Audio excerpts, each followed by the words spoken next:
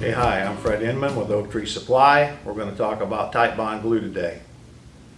Original Titebond is for intarsia work, more open time, allows you to move your pieces around a little bit more.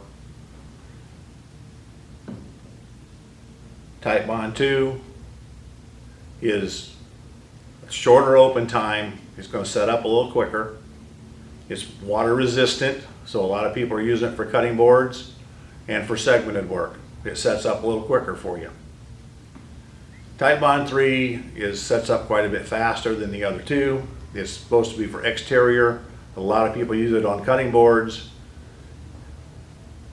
It's got a little different color to it. They're all three water cleanup.